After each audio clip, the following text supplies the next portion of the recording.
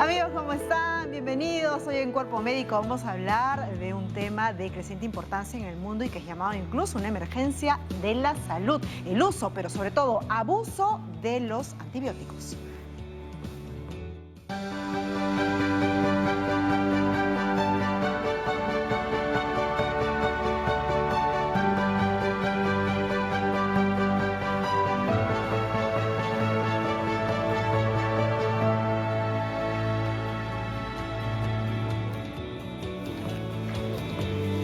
Amigos, bienvenidos a Cuerpo Médico. Patricia, ¿cómo estás? Bienvenida. Hola. Hoy vamos a hablar de un tema muy importante porque si bien es cierto, los antibióticos han salvado a millones de vidas en el mundo desde hace tantos años atrás, el abuso, el uso desmedido, desproporcionado y sobre todo la automedicación está originando mucha resistencia, ¿no?, de las bacterias que son atacadas o son, mejor dicho, pues, ¿no?, vencidas por esos antibióticos mismos. Así es, los antibióticos son una de esas herramientas que han permitido realmente vencer a las enfermedades en todo el mundo.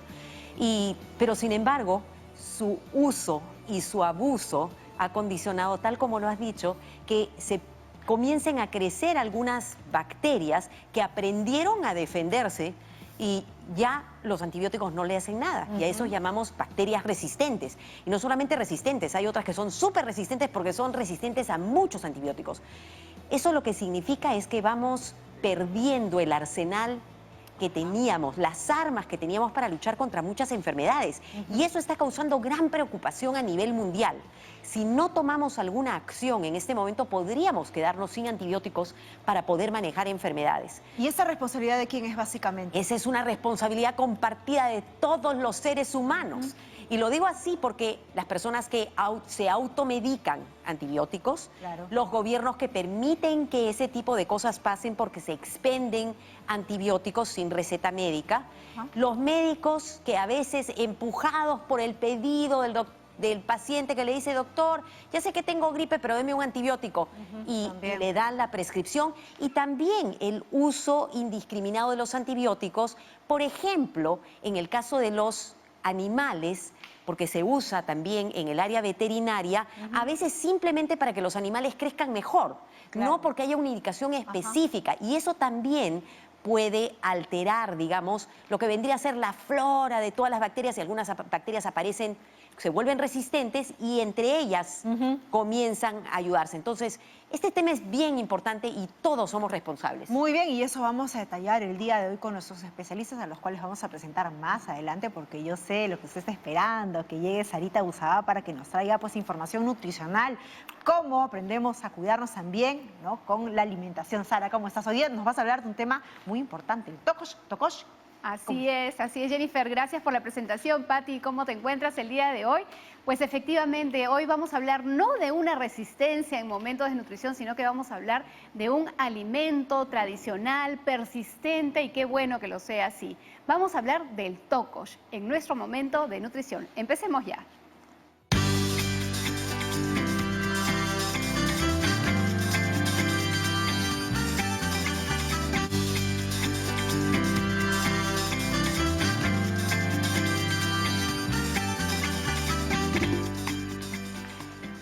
Y ustedes sabrán y han sido testigos que muchas veces aquí en el programa me han preguntado: ¿hay algún alimento que cura? ¿Hay algún alimento que puede aliviar mi dolor, mi malestar, etcétera? Pues hoy debo reconocer que efectivamente existe un alimento, porque además no solamente nos viene de la tradición de nuestros antiguos peruanos, sino que existe también evidencia científica muy estudiada al respecto. Se trata de este alimento, este tocosh, que desde hace cuántos años en nuestro Perú se va obteniendo producto de un proceso de fermentación.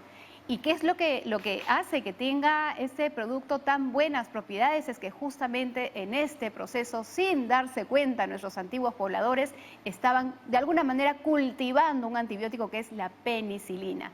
De hecho, la forma tradicional de poder hacer este producto que se obtiene de la fermentación de la papa, aunque ya hay algunas variantes con otros alimentos, como por ejemplo el maíz, es que vamos a contarles ahorita brevemente cómo lo vienen preparando, ¿no?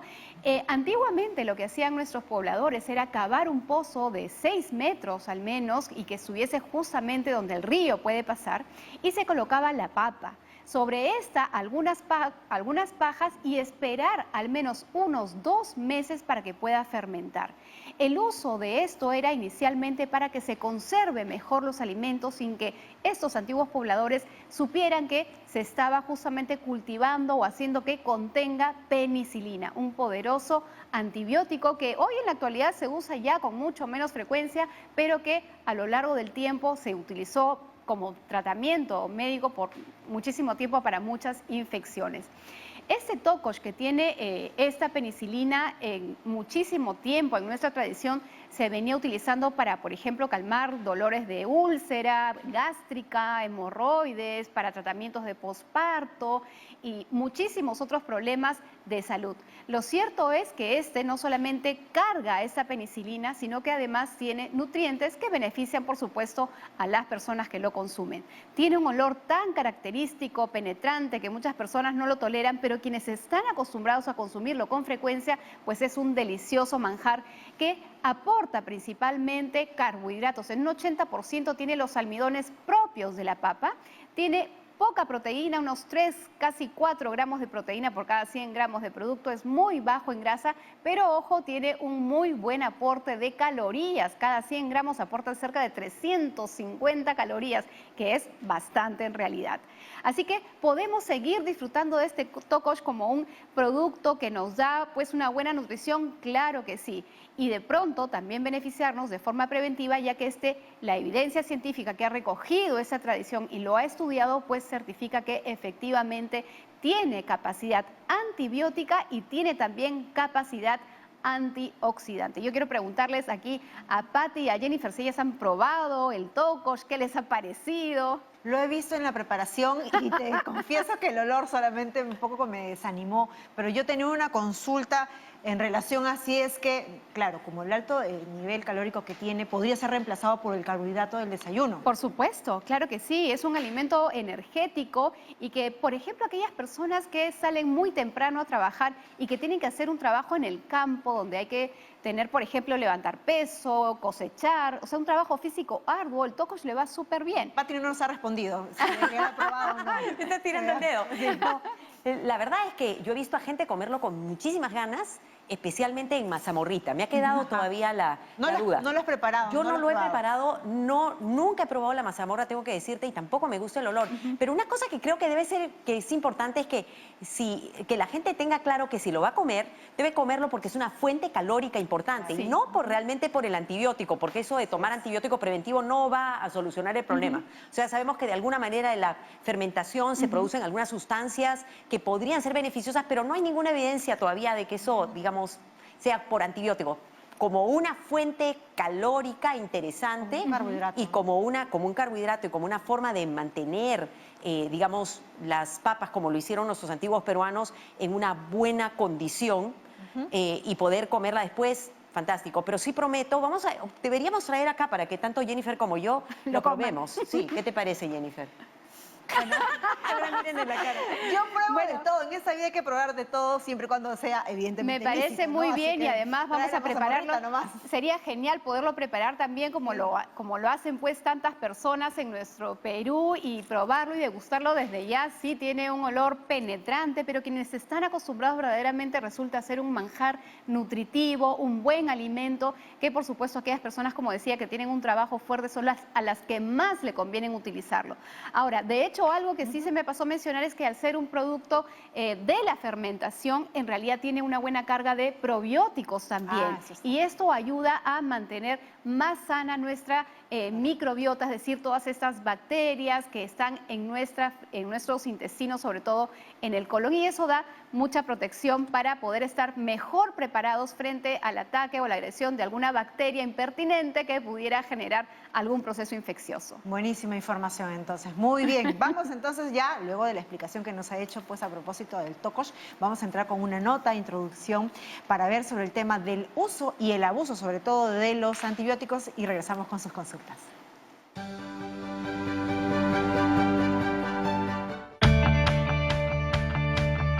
Según la Organización Mundial de la Salud, los antibióticos son medicamentos utilizados para prevenir y tratar las infecciones bacterianas.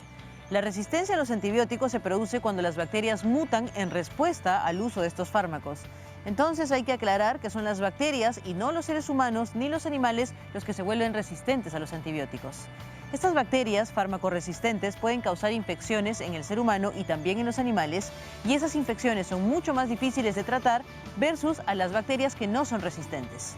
Asimismo, es importante resaltar que la resistencia a los antibióticos hace que se incrementen los costos médicos, que se prolonguen las estancias hospitalarias y que así aumente también la mortalidad. La OMS también menciona que la resistencia a los antibióticos es hoy una de las mayores amenazas para la salud mundial, la seguridad alimentaria y el desarrollo. De igual manera, la resistencia a los antibióticos puede afectar a cualquier persona, y aunque esta resistencia es un fenómeno natural, el uso indebido de estos fármacos en el ser humano está acelerando este proceso. Las últimas estadísticas hacen hincapié en que cada vez es mucho más difícil combatir ciertas infecciones, por ejemplo, la neumonía, la tuberculosis, la gonorrea y la salmonelosis, cuyo tratamiento se vuelve cada vez más difícil debido a la pérdida de eficacia de los antibióticos. Por esta razón, amigos de Cuerpo Médico, se recomienda a la población en general que solo se tomen antibióticos únicamente cuando los prescriba un profesional sanitario certificado. Asimismo, no pedir antibióticos si los médicos dicen que no son necesarios y seguir siempre las instrucciones de los especialistas con respecto al uso de los antibióticos y finalmente no utilizar los antibióticos que les hayan sobrado de ocasiones anteriores. Recuerden que los hábitos de limpieza e higiene nos mantendrán lejos de enfermedades e infecciones. Muy bien, estamos hablando, como lo decía bien ahora, del uso, abuso de los antibióticos, cuando esto que es tan bueno, que es el invento de seres humanos, podría ser contraproducente si es que se hace un uso indiscriminado y sobre todo sin la prescripción médica. Vamos a recordarle los teléfonos para que usted pueda preguntarle directamente a los especialistas. Recuerde que de 4 a 5 de la tarde vamos en el programa en vivo, así que usted puede llamar a los números que están apareciendo en la parte inferior de la pantalla y preguntarle directamente a los especialistas. Si no quiere llamar, puede dejar un audio a través del WhatsApp o escribirnos incluso la pregunta también por el WhatsApp o a través de las redes sociales que tenemos habilitadas. Son 3, ahí están en la parte inferior de la pantalla, usted nos puede seguir y también por ahí mandar su consulta. Vamos a presentar a los especialistas que el día de hoy van a responder todas esas consultas suyas. Estamos con la doctora Coralit García. Ella es doctora en Ciencias Biomédicas por la Universidad Libre de Bruselas. Y también estamos con el doctor Eddie Angles Yanqui, él es infectólogo del Hospital Nacional Arzobispo Loaiza. Muchas gracias por atendernos a ambos. Y vamos con la primera consulta que llega a través de redes sociales. Por el Facebook nos llega una pregunta para la doctora García. Freddy le pregunta, doctora García, ¿qué puede pasar en una persona si se le ha administrado por error un antibiótico vencido? Ahí está, antibiótico caduco vencido. Doctora García, bienvenida, y ¿cuál es la orientación que le podemos dar a Freddy? Muchas gracias por la pregunta, gracias a ustedes por la invitación. A usted. Para poder conversar de este tema que es tan importante en el mundo, pero en el Perú en particular. En primer lugar, ningún fármaco debe ser administrado vencido. No siempre se tiene que tener la seguridad de mirar el empaque y estar seguros de que no se administre de vencido, ya que la farmacéutica ha colocado ahí una fecha. Entonces, en principio, no debemos tener esa consideración. Lo segundo es que los antibióticos tienen normalmente eventos adversos. Eventos adversos significa que puede ser útil para curar una infección, pero puede tener eventos adversos, que puede ser dolor de cabeza, puede ser diarrea, tiene una serie de eventos adversos. Y podría ocurrir que en esos antibióticos vencidos, pues, sigan ocurriendo esos eventos adversos. Entonces, siempre atención, cuando uno va a tomar un antibiótico, tiene que fijarse que no haya pasado la fecha de expiración. Perfecto. Muy bien, tenemos una llamada que nos viene desde Huánuco, porque estamos en todas partes del país, y es Silvia. Silvia, ¿cuál es tu consulta para nuestros especialistas? Bienvenida a Cuerpo Médico. Sí, buenas tardes, disculpe, quería hacer la consulta. Yo sufro de reflujo y gastritis hace 6 meses y me acaban de detectar el Helicobacter, ¿no?, por una endoscopía. Y también tengo una secuela de ojo seco por un tratamiento con corticoides y Motol, que se me elevó la presión ocular, pero era momentánea nada más, ¿no? Ya está controlada. Sino mi pregunta va ahora, que como yo quedé con el tema del ojo seco, el dolor de cabeza, y tengo que tomar los 14 días los antibióticos, me pueden bajar más los glóbulos blancos, ya que he bajado de peso, o dañarme más a la sequedad, o en el caso de la retina. En ese tema yo quisiera que me oriente, y qué poder hacer, o cómo contrarrestar, y también qué poder comer, ¿no?, durante esos 14 días, ya que mis glóbulos blancos y rojos tienden a bajar, están Ok, sobre el nivel Silvia, más vamos bajo. a ver cómo te puede orientar el doctor Angles, pero recuerda que si ya tienes un diagnóstico, que es el Helicobacter pylori, es importante que recibas el tratamiento y debes hablar también con tu médico tratante. Pero vamos a ver cómo te orienta el doctor Angles. Doctor Angles, Ok, bienvenido. buenas tardes, muchas gracias por la invitación y gracias también por tratar este tema tan importante que es acerca de uso racional de antimicrobianos y parte de resistencia antimicrobiana, ¿no? Bueno, como decía la doctora García, bueno, si la paciente ya tiene un diagnóstico del Helicobacter pylori, lo correcto es tratar esa enfermedad, ¿no? Lo que sí hay que evaluar y valorar son los eventos adversos que tienen los medicamentos que se van a usar para tratar el Helicobacter y ver si esta tiene alguna contraindicación con el ojo seco que tiene la paciente. Pero el principio es tratar la infección que le está generando el problema.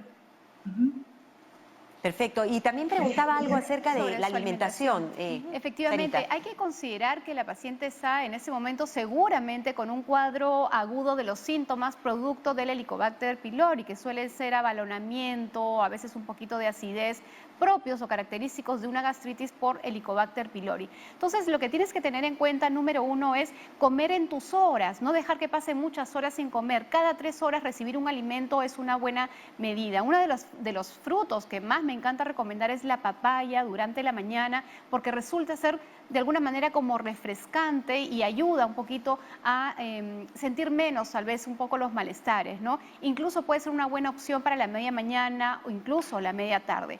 Debes evitar consumir té, café, preparaciones muy condimentadas, el chocolate, bebidas con alcohol, los alimentos picantes, las bebidas gaseosas, porque todos estos resultan ser irritantes a la mucosa gastrointestinal y eso va a generar mayor malestar en ese proceso y de pronto tú puedes estar pensando que no me está haciendo bien el antibiótico cuando en realidad estás constantemente agrediendo tu estómago con estos alimentos. Trata de que sea una dieta semi-blanda, evita las frituras, preparaciones suaves a la digestión, te benefician en ese momento, al menos el primer periodo hasta que termines tus antibióticos y los síntomas se hayan ido, ¿no? Luego de eso ya puedes normalizar tu alimentación. Muy bien, vamos con otra consulta. Tenemos a Anita, quien nos llama desde San Isidro. Anita, ¿cómo estás? La doctora García te escucha la pregunta.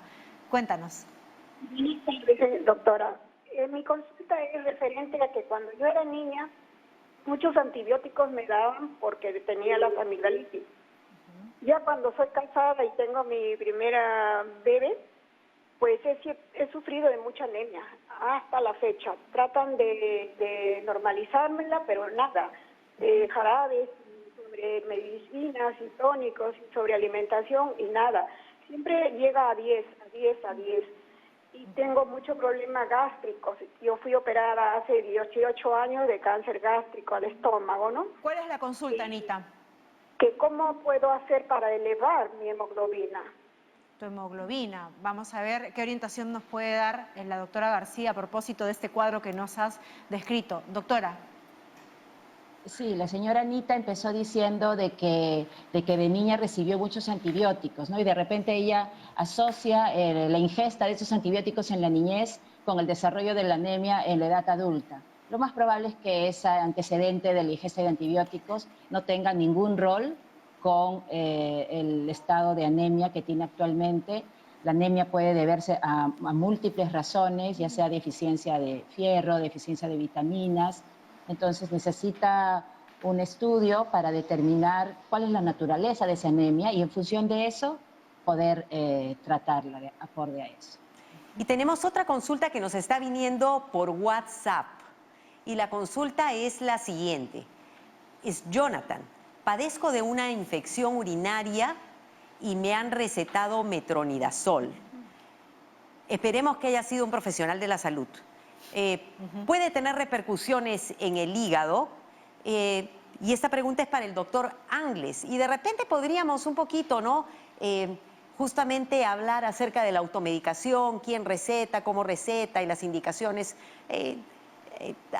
tratando de aprovechar también esta consulta. Su preocupación es seguramente porque está leyendo la posología, o sea, la información que viene dentro de los antibióticos y su preocupación de que eso podría causarle problema en el hígado. Doctor. Okay. Muchas gracias. Sí, bueno, actualmente los pacientes tienen mucha información y una vez que se les prescribe un medicamento, pueden leer la posología o buscar en internet y ver digamos, los eventos adversos que esto genera. Pero se entiende que la prescripción del antimicrobiano fue hecho por un profesional de salud y este ha evaluado las condiciones, digamos, del paciente para prescribir este medicamento. Ahora, generalmente la exposición al medicamento, en el caso de una infección de tracto urinario, son pocos días, ¿no? Si es una infección comunitaria. La exposición generalmente es 5 a 7 días y este periodo de tiempo, digamos, no genera tantos eventos adversos, digamos, relacionados al medicamento, aunque podría haber eventos agudos, pero generalmente la exposición prolongada es la que genera, digamos, mayores efectos adversos en el paciente, ¿no? Bueno, el uso racional de medicamentos va relacionado a que el paciente tome la medicación adecuada, ¿no? Que sea la dosis adecuada, el tiempo adecuado, ¿no? El intervalo adecuado, y esto prescrito por un médico. Entonces, cuando vemos este tema a nivel de comunidad, vemos bastante relacionado a la automedicación y es lo que, digamos, en esta semana que pasó, bueno, la tercera semana de noviembre que pasó, que fue la semana de concientización de uso de antimicrobianos, es lo que le pedimos a la población, ¿no? No a la automedicación. Entonces, lo que sugerimos es que si tienen un cuadro infeccioso o han sido detectados por un cuadro infeccioso, sea el médico el que prescriba la medicación y si tiene alguna duda, esta debería ser resuelta en el momento de la consulta, ¿no? Y si, digamos, si pasada la consulta sigue manteniendo la duda, debería de consultarle también a su médico. Perfecto, entonces lo importante es que la prescripción de un antibiótico sea hecha por el médico y uno, si tiene dudas, preguntarle, porque en realidad muchas veces los médicos parece que no tienen tiempo, pero sí tienen la intención, por eso tienen la dedicación de trabajar en salud, porque lo que quieren es que los pacientes estén mejor. A veces hablamos un poco difícil, pero es bueno que los pacientes también pregunten y repregunten hasta que entiendan. Y luego que no paren la medicación antes de lo que se les indique, acudir a las consultas de control y si tienen los mismos síntomas, no agarrar la misma medicación, regresar donde el médico para que el médico decida qué fue lo que pasó. O sea, la medicación dada en una vez no va a funcionar igual en la segunda vez y esto es otra práctica que a veces se hace y no debería estar pasando. La prescripción es personal, es particular, no se comparte, no se repite incluso y esta solamente es prescrita por el médico especialista tratante, el que está viendo al paciente. Vamos a hacer una pausa y regresamos. Recuerda, estamos hablando del uso y el abuso de los antibióticos. Ya regresamos.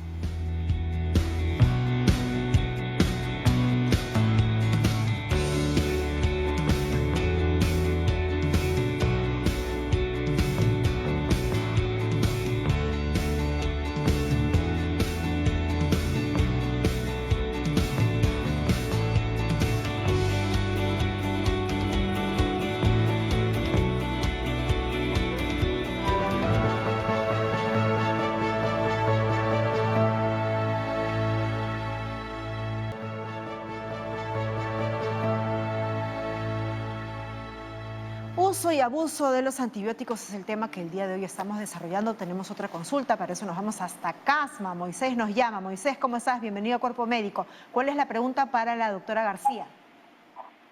Sí, buenas tardes. Buenas tardes. Quería consultarle. Yo tengo una experiencia del año pasado. Me fui al hospital y aparentemente tenía estrés y no era para antibiótico y me pusieron antibiótico. Penicilina 1.200.000 más dexametasona. Entonces empezó a desvanecer mi cuerpo, empezó a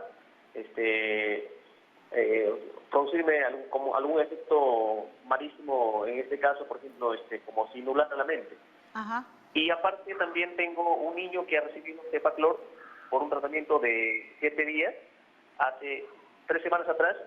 Y la pregunta es, si es necesario utilizar antibiótico en este caso, por ejemplo, por faringitis, y aparte de eso, ¿qué tan malo es utilizar en niños? Porque niños menor de edad de 5 años, ¿y qué consecuencias trae a la larga de la vida? Esa es mi pregunta. Muchas gracias.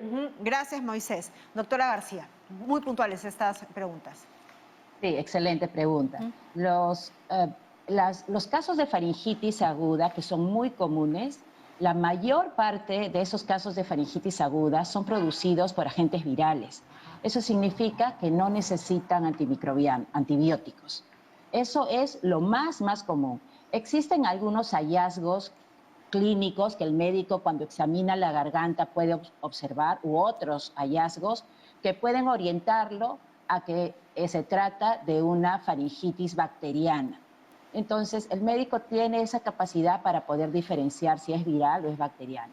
El uso de antibióticos debería ser solamente en los casos de la faringitis bacteriana. Y esto puede ocurrir en niños y puede ocurrir en adultos. Entonces, si ha sido bien diagnosticada la faringitis bacteriana, entonces, en ese caso, es adecuado que el niño o el adulto reciba antibióticos. Lo que debemos evitar es tomar antibióticos cuando se trata de un proceso viral. En esos casos, por ejemplo, va a doler la garganta, pero suele estar asociado con moquito en la nariz, con estornudos. Eso es un proceso viral. Y en esos casos no se necesita tomar antibióticos. Sí, y había una pregunta más. ¿Cuál podría ser el efecto a largo plazo del uso de antibióticos? Sí, en relación al efecto a largo plazo, digamos, la persona puede no presentar ningún síntoma asociado a haber usado antibióticos años después, pero las bacterias sí. Las bacterias que ese niño o ese adulto tiene, las otras bacterias que normalmente están viviendo en el cuerpo, y que al recibir antibióticos lo que va a ocurrir es que muchas de esas bacterias van a morir, lo que se llama la flora o la microbiota, y solamente van a quedar las resistentes. Entonces, después de un curso de antibióticos, se mueren todas las bacterias que normalmente tenemos en el cuerpo y van a quedar esas resistentes. Y luego esas resistentes las puedo transmitir a otra persona o puedo enfermarme de esa infección resistente. Esos son los riesgos de tomar antibióticos. Y Entonces, justamente, sí. perdón Pati que te interrumpa, y justamente una de las cosas que quería ver si podíamos puntualizar, estamos aprendiendo que cuando la infección es por virus, ya sea en la garganta, en cualquier otra parte del cuerpo, no necesitamos antibiótico, pero la práctica común de muchas personas es comprarse un antibiótico y consumirlo. Ya nos ha explicado qué pasa cuando es una bacteria y uno va tomando de repente innecesariamente o toma mal el medicamento, pero ¿qué pasa cuando te automedicas y el problema es viral? ¿Qué pasa con nuestro cuerpo? Lo que pasa es que cuando uno toma antibióticos tiene que haber un balance. El beneficio de curar la enfermedad bacteriana es mayor a los riesgos. En cambio, cuando yo tomo antibióticos por una infección viral, no tengo ningún beneficio. Solamente me voy a exponer a tener los riesgos del uso de antibióticos, que puede ser principalmente los eventos adversos. Diarrea, dolor de cabeza, una serie de molestias que están asociadas a usar el antibiótico. Entonces la persona va a experimentar eso, solamente eventos adversos y ningún beneficio, porque la infección es viral. Por ejemplo, ahora que tenemos el tema del COVID, ¿no? Que es una enfermedad viral que da dolor de garganta, pero no tiene indicación de usar antibióticos. Claro, y eso es lo que hemos estado viendo, que mucha gente ha estado acudiendo a automedicarse con antibióticos y esta es una infección viral. Entonces no tenemos los beneficios, tenemos los efectos adversos y además podemos dañar a esas bacterias buenas que viven en nuestro organismo, que son nuestra flora, y que al final puede dañarse o podemos crear otras bacterias resistentes que para el futuro nos pueden traer problemas. Y tenemos otra llamada que nos viene desde Huánuco. Hoy día estamos populares en Huánuco, fíjate, Jennifer. Y has hablado del tocosh, por eso es. Ah, puede ser, así es. Entonces tenemos a Roger que nos está llamando en este momento. Roger, bienvenido al Cuerpo Médico. Muchas gracias, buenas tardes. Buenas tardes. De antemano el agradecimiento a la respuesta que me pueda dar el doctor de turno. Lo que quería preguntar es lo siguiente. Hace 10 años aproximadamente he consumido, me parece que es una vacuna llamada Bronchovaxón. Y me dijeron que era, la doctora me dijo que era una vacuna, pero no tenía antibiótico. De esos 10 años ahora ya tengo 59 años. Yo quería saber si podría consumirla, Bronchovaxón, y a qué hora, en qué momento debo hacerlo. Gracias. A ver, y no nos has contado qué tenías, si tienes algún síntoma o tienes algún otro problema. ¿Estás todavía ahí, Roger? Sí, estoy aquí. Sí, lo que yo tengo es problemas de faringitis, bronquios. Cuando me expongo al frío o al viento, inmediatamente tengo que abrigarme porque me produce problemas de resfriado. Ya, ¿y no has acudido al médico? ¿Y no has acudido al médico? Sí, asistió al médico. El médico solamente nos aplican penicilina, ampicilina, y eso no me hace bien. Pero el Bronchovaxón hace 10 años me hizo muy bien. Por eso quiero saber si ahora, al tomar o al consumir, me podría resultar positivo. Vamos a ver cómo te orienta el doctor Angles. Adelante, doctor Angles. Okay. Muchas gracias. Sí, cuando empezamos esta reunión dijimos que un punto era la automedicación, ¿no? Es lo primero que habíamos planteado, no a la automedicación. Entonces, mi consejo es que acuda nuevamente al médico y defina si su cuadro es un cuadro viral o es un cuadro bacteriano y si necesita o no una medicación. Pero lo que no le puedo recomendar es que tome el mismo medicamento que tomó hace mucho tiempo para controlar su cuadro actual, ¿no? Puede ser que sea otro y puede ser que tenga alguna reacción a algún medicamento, alguno de los componentes de ese medicamento, ¿no? Entonces, yo le pediría que regrese donde su médico y le vuelva a plantear el problema que tiene y decirle que no remite su cuadro y ver si le puede indicar otro medicamento, tal vez un antiinflamatorio, ¿no? Habría que ver su caso, ¿no? Sí, perfecto. Y fíjese, esta es otra práctica de automedicación frecuente en la que uno piensa que porque algo funcionó hace años puede volver a funcionar. Y las razones por las cuales se pueden estar presentando estos síntomas respiratorios o que con el frío, que me sale más moquito, etcétera, pueden ser múltiples, pueden no ser infecciones, podría ser alergias que tienen que ser evaluadas, hay que ver cuáles son los factores, etcétera, y eso lo tiene que ver el médico. Y desafortunadamente a veces se repiten varias veces, hay que ver por qué. Entonces es importante conversar con el médico. Te agradecemos porque nos estás llamando y estás consultando antes de hacerlo, eso está muy bien, pero es importante que el médico que está más cerca te pueda ver y ahora ya se están abriendo los servicios de salud. Vamos rápidamente. Roger, tienes que acudir al médico nuevamente para conseguir pues esa prescripción médica. Vamos con una consulta. Tu tocos roto sintonía, Sarita. Vamos a ver qué nos están consultando. Nos llega a través de las redes sociales, así que voy a leer la consulta desde Facebook. Soledad nos ha escrito: tengo entendido que el tocosh se consume para el tratamiento de la gastritis. ¿Se puede tomar en ayunas?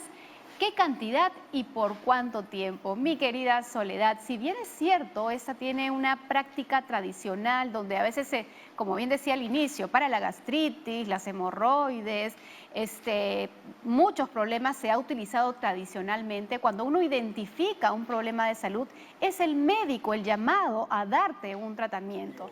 Puedes consumir el tocosh como parte de tu dieta y beneficiarte de esto, pero eso no quiere decir que va a ayudar a tratarte un problema de gastritis. Recordemos que este tocosh lo que tiene es penicilina y cuando hay alguna bacteria, por ejemplo el Helicobacter pylori, que podría estar asociado a una gastritis, existe lo que es la sensibilidad a los antibióticos, es decir, no todos los antibióticos sirven para lo mismo. Así que por favor, acude a tu médico y que te recibas un tratamiento adecuado. Muy bien, bueno, luego de esa explicación, recordemos, no hay alimento milagroso, cura milagrosa de alimentos, lo que hay es alimentación balanceada que nos va a permitir estar siempre saludables. Hacemos una pausa, regresamos. Hoy recuerden, estamos hablando del uso y el abuso de los antibióticos. Ya volvemos.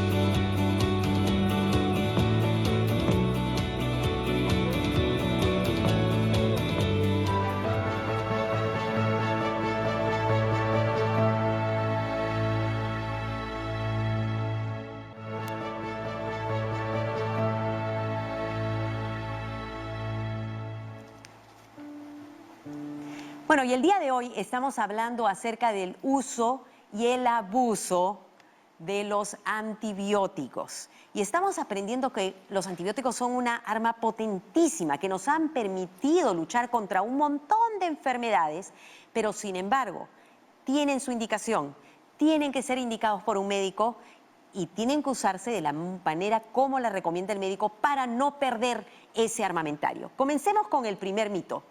Y el primer mito dice, los antibióticos sirven para curar cualquier enfermedad. Y esto es falso.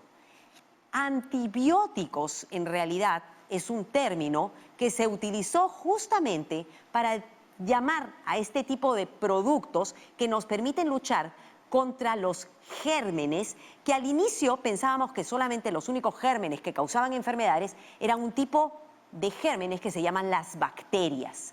Hay muchas enfermedades bacterianas. Hay faringitis por bacterias, hay neumonías por bacterias, hay problemas del estómago por bacterias, pero después aprendimos que existen otro tipo de gérmenes que se llaman los virus. Y los virus no se curan con antibióticos.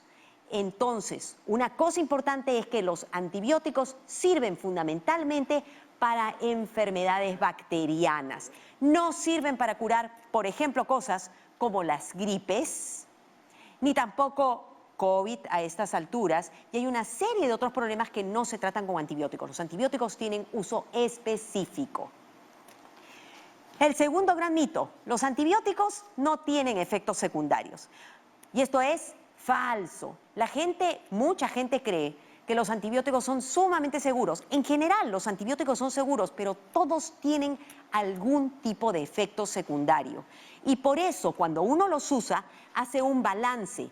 Si una persona está enferma, necesita un medicamento. Y ese balance lo hace el médico y sabe cuáles pueden ser los efectos secundarios y no los da así por así. Eso de ir a la farmacia y pedir, tengo dolor de garganta, y que al final uno termine comprando un antibiótico, un antiinflamatorio o algún corticoide, es la peor práctica y es lo que más daño nos hace. Los efectos adversos que tienen los antibióticos los conocen los médicos y por eso saben en qué momento se los indican y por cuánto tiempo. Y la dosis correcta que tiene que indicarla el médico. El tercer mito, los antibióticos caros son los mejores. Y esto es falso. Desafortunadamente, en el desarrollo de los antibióticos hay una serie de pasos que están involucrados e investigaciones que hacen que los antibióticos más nuevos, usualmente cuando recién entran al mercado, sean más caros. Pero eso no necesariamente significa que sean mejores. Nosotros tenemos y seguimos teniendo una serie de antibióticos que ya tienen mucho tiempo, como la penicilina, que sigue siendo absolutamente necesaria para la enfermedad indicada. Por ejemplo, hay una enfermedad que se llama sífilis, para la cual no existe mejor medicamento que la penicilina. Para muchas de las infecciones de la garganta, la penicilina sigue siendo el mejor antibiótico. Entonces, eso de buscar, deme el más caro para tratarme, de ninguna manera. El médico va a decidir, de acuerdo al tipo de germen, qué medicamento se usa. Eso es lo que estudia el médico. Estudia cuál es la acción del antibiótico para escogerlo de acuerdo al germen o a la bacteria que está causando el problema. Y por eso, una vez más y siempre, prohibida la automedicación. Los medicamentos los prescriben los médicos, los que han conversado con nosotros y nos han diagnosticado que los tenemos que tomar cuánto tiempo y cuáles van a ser. Y no ni siquiera repetir la prescripción. Vamos con una última consulta. Tenemos a Lucila, quien nos llama desde Yurimaguas. Qué linda ciudad. ¿Cómo estás, Lucila? Bienvenida a Cuerpo Médico. ¿Cuál es tu pregunta? Buenas tardes, señorita. Acá para hacerle una pregunta al doctor. Yo me estoy ya más de 15 días con una comezón inmensa en el cuerpo. No aguanto, me pica, no me hace herida, pero me pica todo el cuerpo, picazones, y no veo mejoría. Yo me fui al hospital y me han dicho que me han estado poniendo clorfenamina con dexametasona. Ajá. ¿Qué diagnóstico te han dado, Lucila? ¿Qué te han dicho que es? ¿Por qué es que te pica el cuerpo? Me dicen que es alergia, pero no veo nada de mejora en mi cuerpo porque me siento igual. Me dieron para 3 días y más ahora en emergencia no te quieren atender porque ahorita están en huelga. ¿Tú en el estás tomando la hospital. medicación todavía?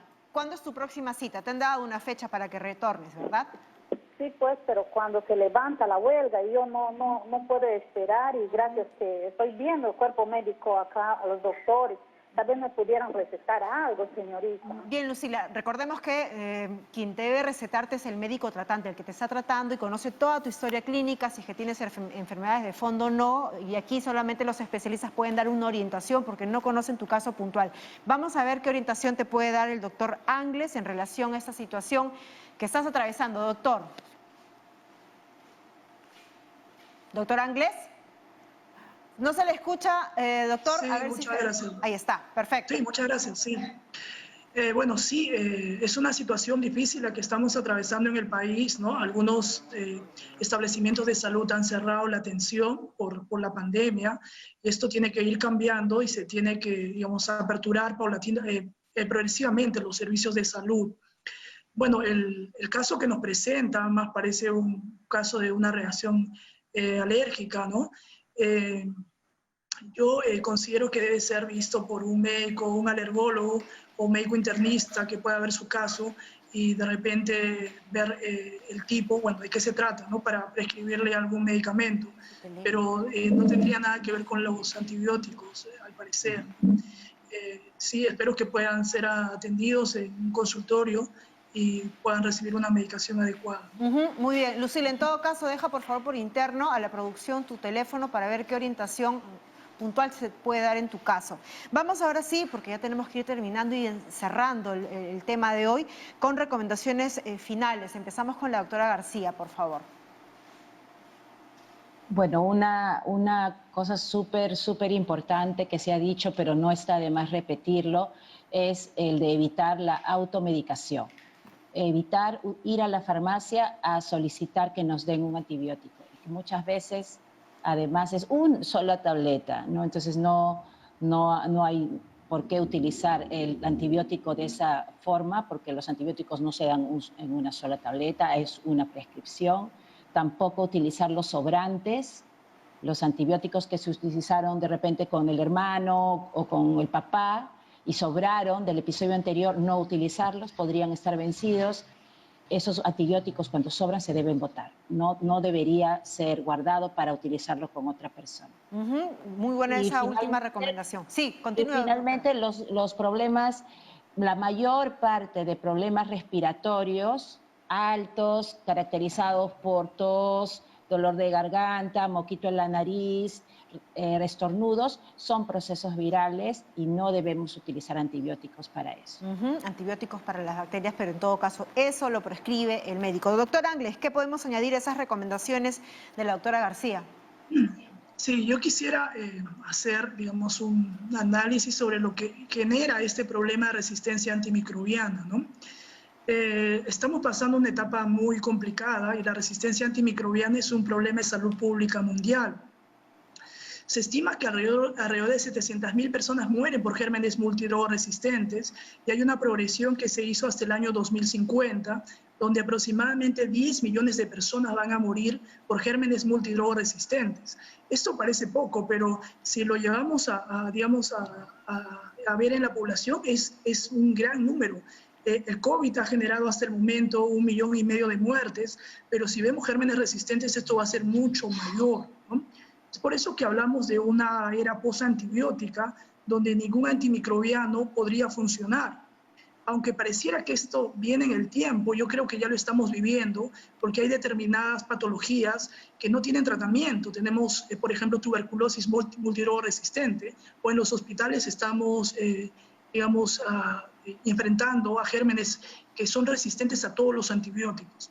Entonces, si no actuamos nosotros frente a esta situación, o sea, médicos y comunidad, esto va a ir mal y no vamos a tener, cómo tratar estos cuadros infecciosos. Así que la solución creo que está en nuestras manos, no a la automedicación y para los médicos la prescripción adecuada de medicamentos. Qué importante esa reflexión que nos hace, doctor Angles, muy importante porque usted ha sido muy preciso.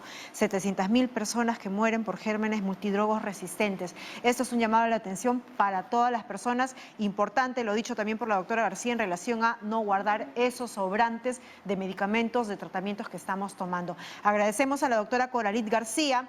Ella es infectóloga, doctora en Ciencias Biomédicas por la Universidad Libre de Bruselas, y el doctor Eddie Angles, infectólogo del Hospital Nacional Arzobispo Loaiza, que en el día de hoy fueron quienes que absolvieron las consultas. Vamos a hacer una pausa y regresamos con la parte final del programa en relación al momento COVID.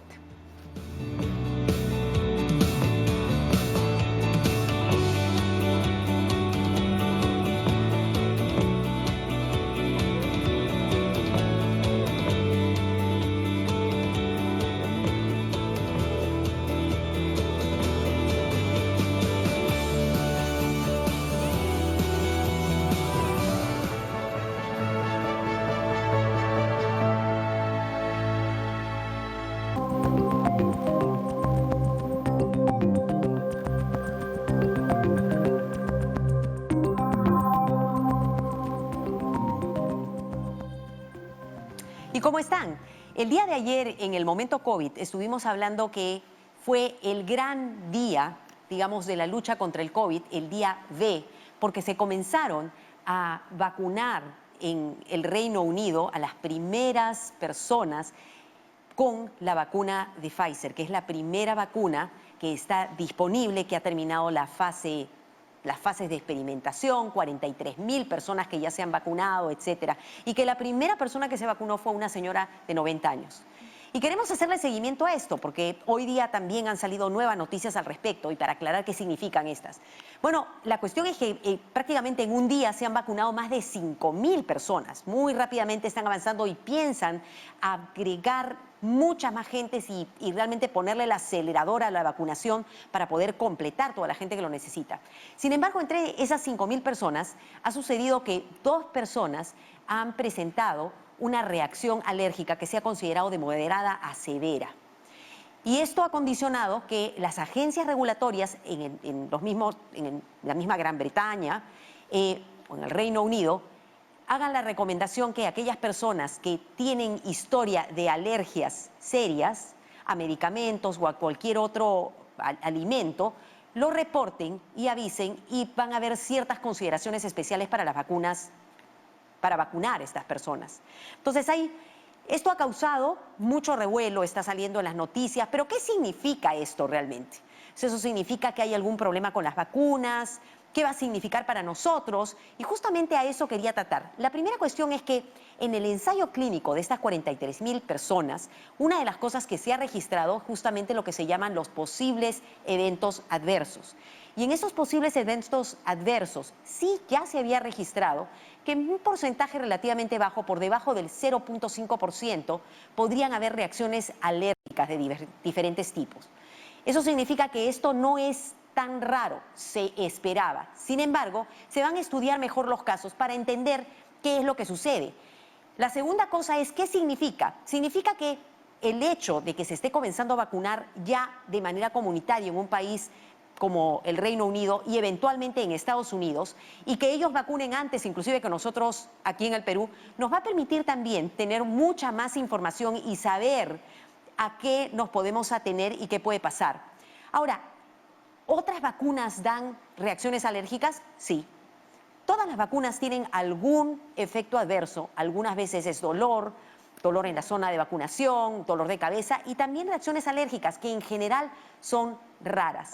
Ahora esto está en la boca de todos porque todo el mundo está pendiente, pero sí existen eventos adversos. Ahora hay que seguir viendo para ver qué es lo que pasa, pero esto no debe causar ni pánico ni susto, porque justamente el hecho de que esto se reporte permite también que se puedan preparar en el momento de la vacunación y saber si una persona tiene alergia, por ejemplo, se pueden tomar ciertas acciones previas para reducir su riesgo. Y si fuera así, que dé justamente una reacción alérgica, ¿quiere decir que pone a la persona en un estado grave de salud o hay medidas que hacer frente a un posible porcentaje de la población que va a poder ser potencialmente alérgico a esta vacuna? Exactamente, esa es una excelente pregunta. Sí, hay el conocer que pueden haber esos riesgos, el identificar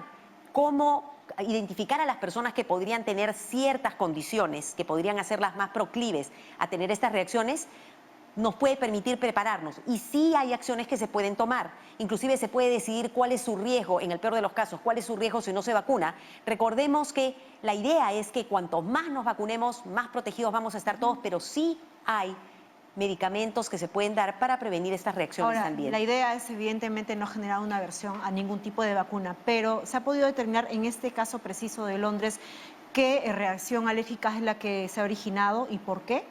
Todo eso está en estudio. Se sabe que ha sido una reacción alérgica, por lo menos en los reportes, dicen moderada a severa. Entonces, ¿qué tipo de reacción puede ser esa? Pero los detalles no los tenemos, ¿no? Los detalles no los tenemos todavía. Una reacción alérgica puede ir desde ronchas, ¿no es cierto?, hasta hinchazón generalizada y hasta falta de aire en los casos más severos.